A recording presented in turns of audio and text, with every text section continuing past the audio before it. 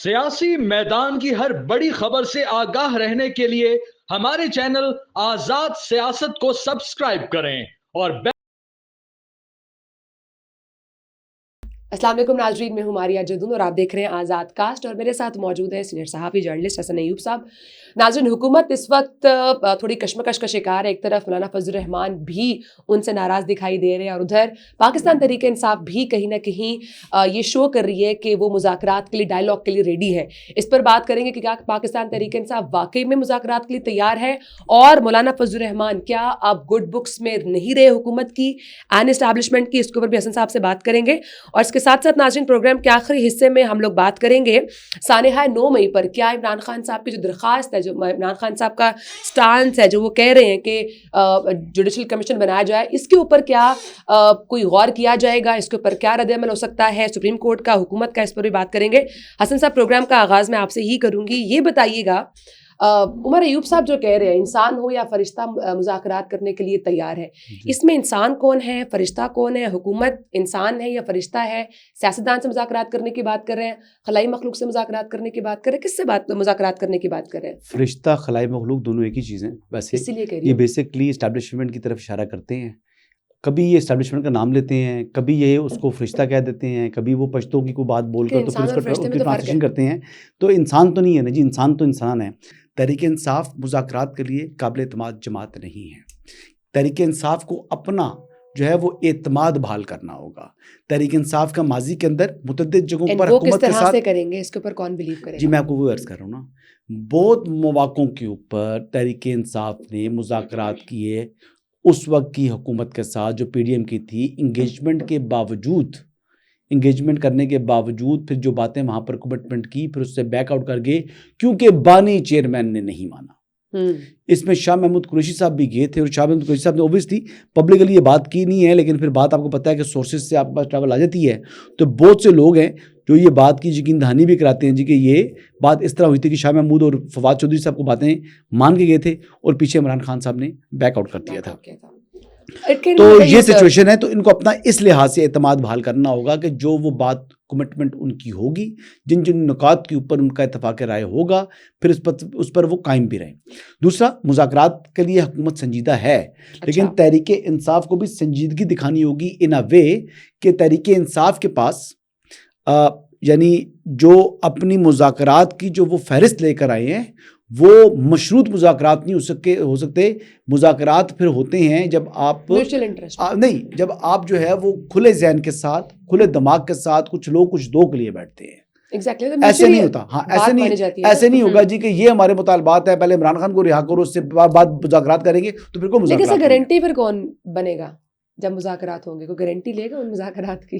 अब क्वेश्चन मेरा आपसे है, मारिया बताएं, क्या तहरीक इंसाफ के पास इस वक्त कोई नेगोशिएट करने के लिए कोई ऐसी चिप है, कोई इतनी ऐसी पोजीशन में वो मौजूद हैं कि हुकूमत को वो घुटनों पर ला सकें?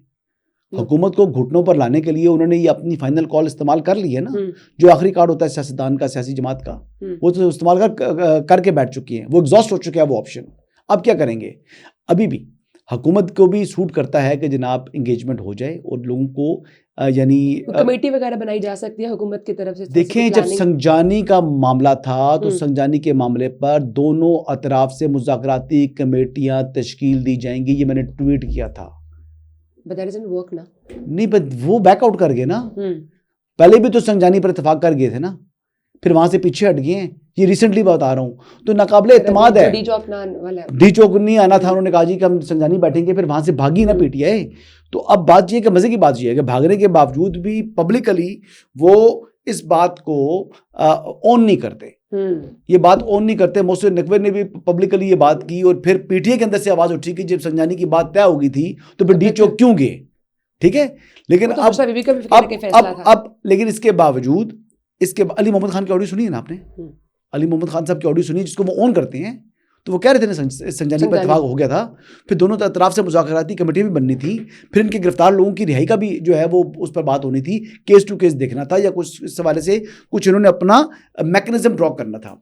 तो PTI इससे विन विन सिचुएशन के साथ वॉकआउट कर सकती है अगर उसने सियासी रवैया रखा। तो अगर सियासी रवैया ना रखा تو وہ کہتے ہیں نا 100 گنڈے تو 100 پیاز, یہ کہتے ہیں 100 لتر 100 پیاز, سم تھنگ لائک دیٹ, کوئی ایسا ہی ہوتا ہے. تو وہ بات یہ ہے کہ پی ٹی آئی ویسے تو ہمیشہ شوقین ہے ڈنڈے کھانے کی, لیکن اگر ان کو اس مرتبہ کو عقل آ گئی تو مذاکراتی عمل میں بیٹھے. لیکن آخری حل اس وقت پاکستان تحریک انصاف کے پاس ہیں بھی صرف مذاکرات ہی, لیکن ادھر دوسری طرف مولانا فضل الرحمان صاحب بھی کافی ناراض دکھائی دے رہے ہیں, جس کے مقابلے میں حکومت نے ایک علماء کانفرنس بھی رکھوائی جس پر کے اوپر مولانا فضل الرحمان صاحب ناراض بھی ہوئے ہیں کہ علماء کو علماء سے ٹکرایا مت جائے. اس پر آپ کیا کہتے ہیں, اونٹ کس کروٹ بیٹھے گا, کیا سچویشن ہوگی, مولانا فضل الرحمان کس ڈائریکشن پر جا رہے ہیں؟ دیکھیں ایک تو بات یہ ہے کہ پسندیدہ ہے, لیکن اگین میرے پسندیدہ ہے جی مولانا صاحب, آئی لو ہم. مولانا فضل ویسے اپنے پشاور جلسہ دیکھا مولانا صاحب کا, کیا جلسہ کیا مولانا صاحب نے, یہ ہے ہوتا ہے لیڈر یہ. اور دیکھیں لیڈر کی جو طاقت ہوتی ہے نا وہ کراؤڈ ہوتا ہے, اور مولانا جہاں چاہیں ملک کے جس کونے میں چاہیں کراؤڈ لا سکتے ہیں. اکٹھے کر لیں تو بھی عوام آ جائے گی. تو مدرسے والے کیا پاکستانی نہیں ہے؟ پاکستانی ہے, کیا وہ پاکستان کے ووٹر نہیں ہے؟ نہیں, اس کا کمنٹ کیا وہ ہم دیکھیں. اور مزے کی بات یہ ہے کہ مولانا کا جب جلسہ ہوتا ہے تو جلسے کے بعد صفائی کر کے لوگ جاتے ہیں, گند نہیں چھوڑ کے جاتے. یہ ہے جو اسلامی تعلیمات, اور یہ ہے وہ لوگ جو کہ آتے ہیں کراچی سے چلتے ہیں اسلام آباد تک آتے ہیں, اسلام آباد میں قیام کرتے ہیں, واپس جاتے ہیں, تو سی ڈی کو کوئی اپنی جو ہے نا وہ اپنا سینیٹیشن کا عملہ نہیں بھیجنا پڑتا صفائی کے لیے. یہ اتنے صاف ستھرے لوگ ہیں جو بالکل اسلام کے اوپر بھی کاربند ہے. لیکن بہرحال مولانا فضل الرحمان صاحب کا جو یہ معاملہ ہے, اس معاملے کے اندر دینی مدارس کا ایشو ہے. یہ 2014 کے بعد جب اے پی ایس اسکول کے اوپر حملہ ہوا تھا, اس کے بعد کچھ معاہدے ہوئے تھے, اس پر کچھ سگنیچرز ہوئے تھے, پھر 2019 میں ایک معاہدہ ہوا. اس کے بعد ابھی حکومت نے پھر اپنی اس پوزیشن سے بیک آؤٹ کر دی, اور حکومت نے کیا کیا کہ ایک بل منظور کروا کے بھجوا دیا. اب وہ جو بل منظور کروا کے بھجوایا ہے اس میں جو چیزیں تھیں, شاید میرے خیال سے حکومت نے اس ٹائم کہا کہ جی 26ویں ترمیم کرائیں, تو اس ٹائم جو پڑھے لکھے بغیر دیکھے بغیر جو ہے نا چیز ان کی ڈیمانڈ مان لیں. بلاول صاحب بھی مان گئے, زدائی صاحب بھی مان گئے, اور پھر نواز صاحب نے بھی مانی ہوئی تھی. اب ایشو یہ ہوا ہے کہ پریزیڈنٹ صاحب نے اس پر اسینٹ نہیں کیا, اس کو واپس بھیج دیا. بالکل اس میں چیزیں یہ ہیں جی کہ مدارس کی آڈٹ کے حوالے سے کوئی جو بات ہے وہ شاید ان کو قابل قبول نہیں ہے جے یو ایف اے کو, باقی کچھ لوگوں کو منظور ہے, یا ان کی فنڈنگ کہاں سے آ رہی ہے, ایف اے ٹی ایف کا ایشو ہے. تو اس کی جو فنڈنگ ہے مدارس کی, اس کے حوالے سے میرے خیال سے اس پر لچک دکھانی چاہیے مولانا فضل الرحمان صاحب کو, کیونکہ دنیا میں ہر پختون کو اور ہر طالب کو ایسا ملیٹنٹ پروجیکٹ کیا جاتا ہے. تو جب ایک سسٹم کے تحت ہمارے مدرسوں کا بھی سورس آف انکم بھی فنڈنگ بھی معلوم ہو, ان کے آڈٹس بھی ہو رہے ہوں, اور ان سے فارغ التحصیل ہونے والے اسٹوڈنٹس جو ہیں ان کو پھر ایک ایسا گریجویٹ کے طور پر لیا جانا چاہیے. تو یہ کچھ چیزیں ہیں میرے خیال سے, اس میں سیاست کے علاوہ اناج سے زیادہ ہٹ کر کو میرے خیال سے ان کی ویلفیئر کے حوالے سے کچھ سوچنا چاہیے. اور مولانا فضل الرحمان اگر وہ کہتے ہیں کہ وہ اس بات پہ شاید انسسٹ کر رہی ہیں کہ منسٹری آف انڈسٹریز کے انڈر رکھا جائے مدرسوں کو, تو میرے خیال سے انڈسٹریز اینڈ پروڈکشن کا یہ تعلق بنتا نہیں ہے. It has something to do with the Ministry of Religion, basically religious affairs کے نیچے ریلیجس ایجوکیشن کے ڈی جی ہوتے ہیں, ڈی جی آر ای ہوتے ہیں وہ, ٹھیک ہے, religious education D G R E. ہاں, تو وہ ان کے ساتھ ان کا معاملہ بنتا ہے, لیکن وہ ان کے بھی اعتراضات ہیں. اگر اعتراضات دور ہو جائے تو زیادہ بہتر ہے, ادروائز اگر نہیں ہوتے تو پھر سیاست میں اگر مگر ہوتا ہے, لیکن اگر مگر کو بھی دور کیا جاتا ہے, ختم کیا جاتا ہے.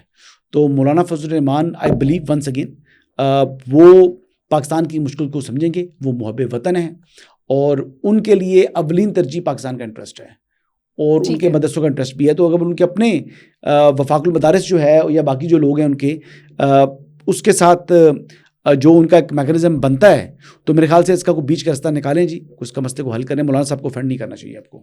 ٹھیک ہے, مولانا صاحب کو فنڈ کرنا حکومت کو کہیں نہ کہیں نقصان دہ بھی ہو سکتا ہے. نہیں, مولانا صاحب ایک اچھے آدمی ہے نا جی, مولانا صاحب کو کیوں ناراض کریں آپ, مولانا صاحب کو اپنے ساتھ جوڑیں.